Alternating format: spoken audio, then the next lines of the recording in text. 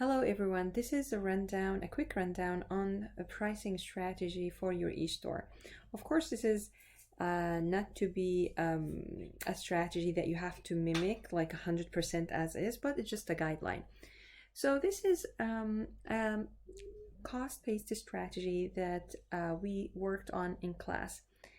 This is just a template that I came up with. Here's the unit cost, and I added a flat rate of a marketing cost. Of course, you can add a percentage if you want. Usually marketing cost is not added per unit, but just for simplicity over here, let's add a flat rate of a $3 or $5, $2, $1 as you wish as a marketing cost. Then we have an aggregate cost, which is unit price, U plus marketing costs, M, U plus M, and this is the aggregate cost one, or the first level of an aggregate cost. Then I have a price with a margin, a gross margin of 35%. Of course, you can set it up to 15 to 20%. That is a fair margin, but in my case, I added extra percentage. Of course, in some industries, you can be as vicious as you would like to be and have even double, like 100 to 100%. It depends on your industry. For my industry, I'm probably even overpricing my products for 35% because apparel is a very competitive market, but I'm still aiming for 35%. Payment gateway then, payment gateway, I put it as 5%. Of course, if you are using a Stripe, then you can add 3.5% plus a flat rate of 0.35. Also, double check with the website. I might not have the numbers precisely right, but it's around that range. And please also look over your PayPal. So in the final presentation, it is very necessary that you tell us the base of your business. As for me, I'm going to use my Japanese bank account because I'm not intending for now, because I'm not intending to register a company.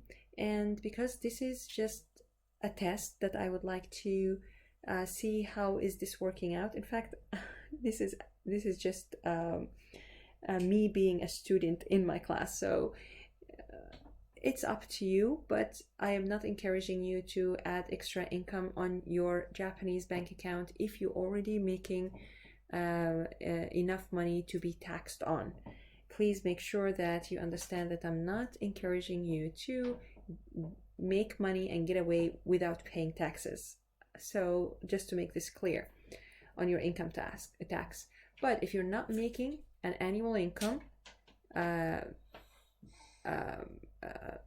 exempts you from paying taxes for the Japanese government, then probably even creating an income online within the limits of not being eligible for tax is still legal. Again, I'm not asking you to do anything illegal, okay? So for now, if you're gonna put a payment gateway as Stripe and connect it to your Japanese bank account, make sure that you use the percentages on the Stripe website.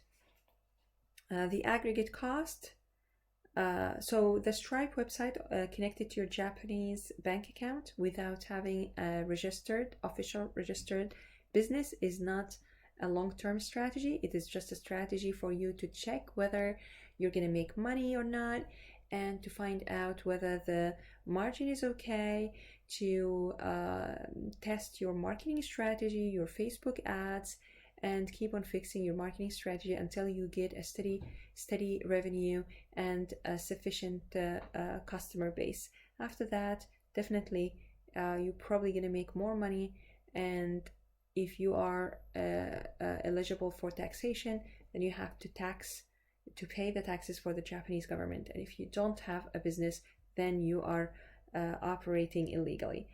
But I believe for the first test or run with Facebook ad, you probably can get away with a 1 week campaign before Christmas or New Year. Anyway, for the aggregate cost here, defined or denoted as C and defined as U plus M plus P. And then the net profit, over here I just want to say that computing net profit is very important for taxation. So for now, I'm not gonna consider any taxation because it's just a test run, and I think most of my students are doing a test run, so you're not gonna pay any corporate income tax.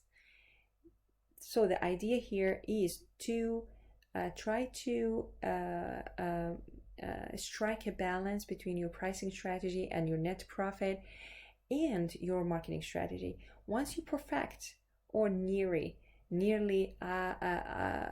get something that you're satisfied with regarding your marketing strategy, and you would like to register your business, then you can consider taxation as well more firmly. Also, one thing I would like to talk about taxation is that usually in real life, in practice, when we do taxation, we need to take care of the reporting of taxation. In some countries, you have to report taxation every month, in others annually. So reporting, that periodical reporting, scheduling is very important for taxation, as well as understanding if it's paid on progressive manner or else. We already talked about this in class, and there is a set of slides available for you on Moodle on that. So for taxation, also one last note is that when we are computing the percentage of taxation on the net profit, usually we don't do it per unit, but we do it on a cumulative net profit. Anyway, aggregate costing now with taxation over here. Since I don't have any taxation right now because it's a test run, then we will have it as is, and this is the final net profit.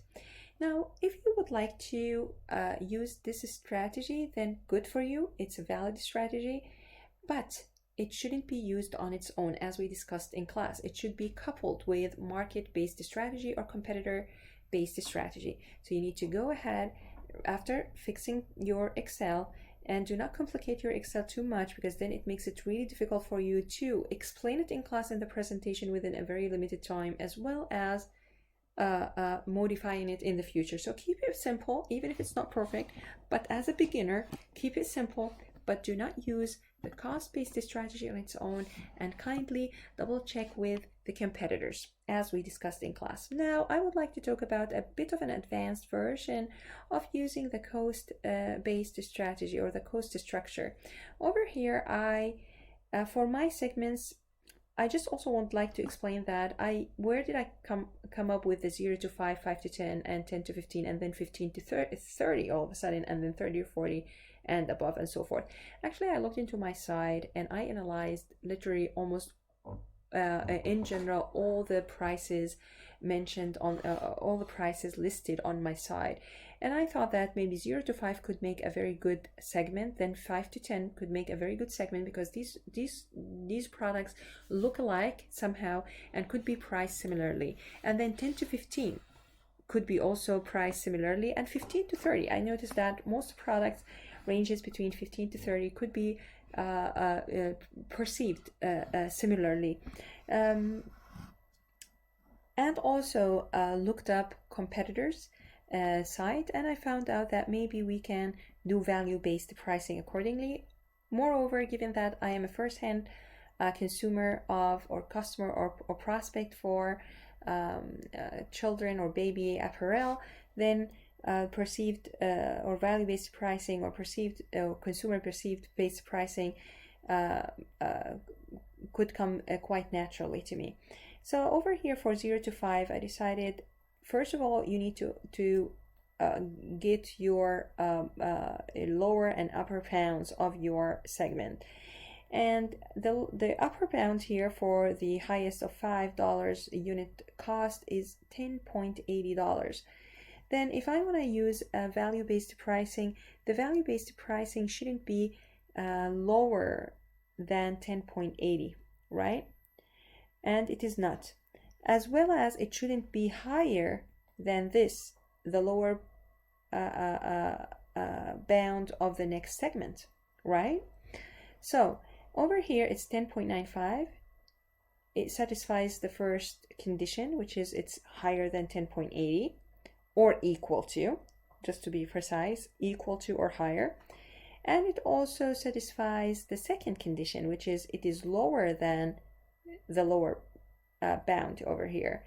The lower bound over here for this second segment, starting from 5 to 10, is actually 17.55 because I decided that I would like to also go with value-based pricing for the second segment. All right, so now let's check the two conditions for the second segment within the third, with the subsequent segment or the third segment. Over here, this value-based pricing is set up to 17.55, and it is lower than the lower pound over here, 17.56.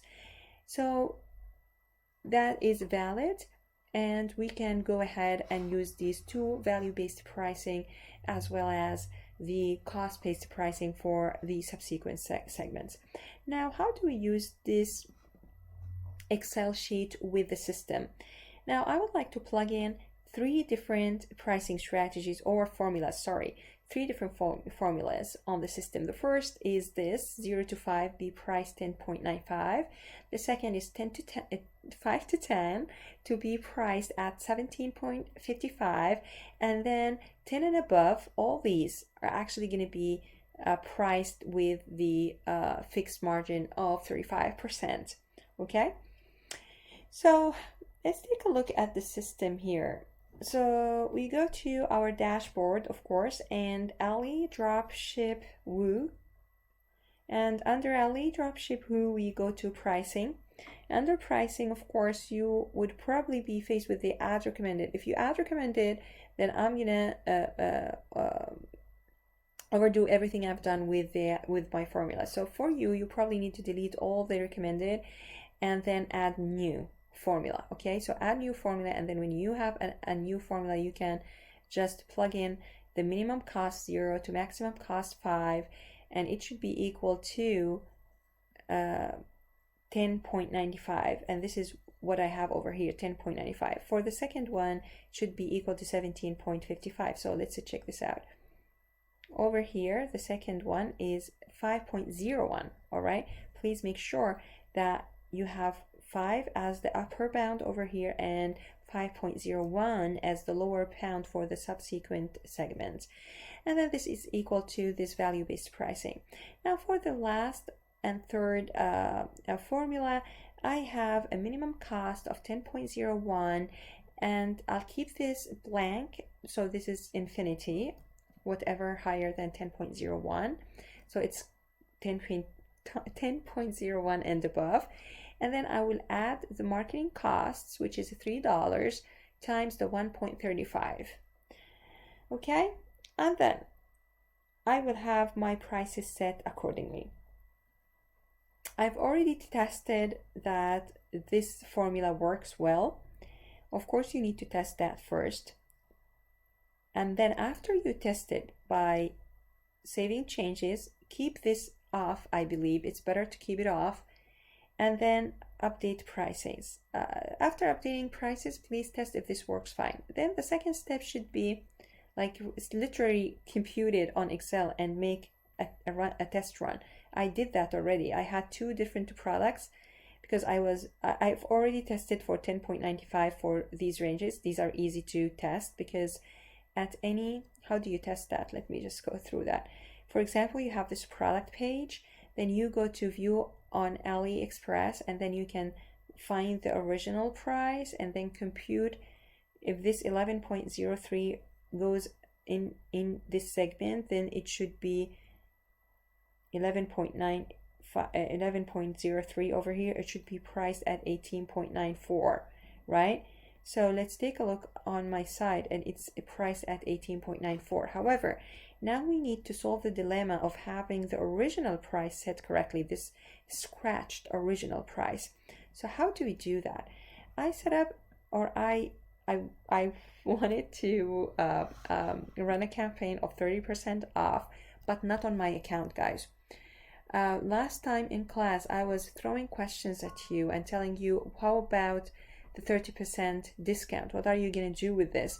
Is it part of your marketing cost? Deal with it with your Excel. And I hope that you decided that you keep your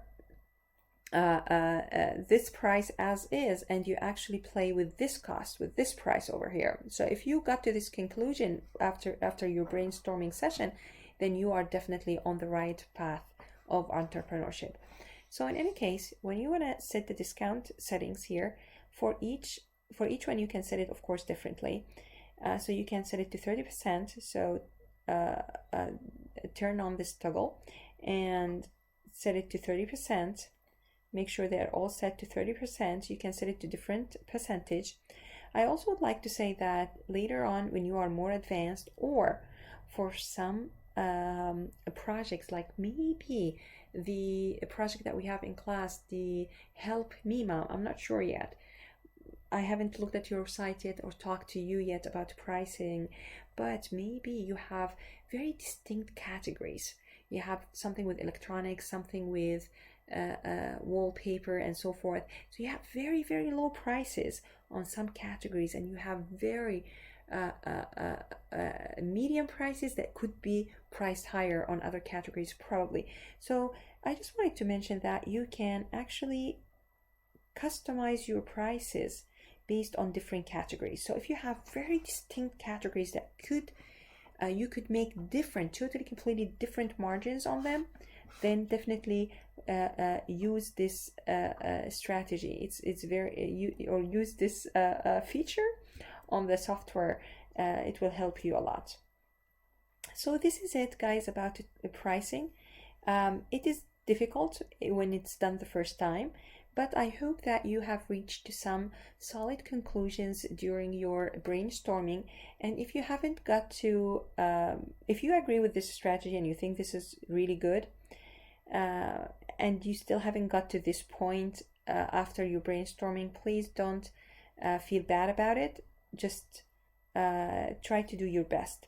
Also, I would like to mention that please, after you price on your store, the last step should be always testing. So test if 27.06 under a 30% discount will actually yield the 18.94, the desired yield. So this is the 27.06 on the website, the scratched one, the original price, and this is the 27.06 multiplied by 0.7, basically meaning getting rid of 30% because of a discount. So we end up with 18.94, sorry, which is what we are aiming at. So this is all about pricing for today, and well, I'll see you in class.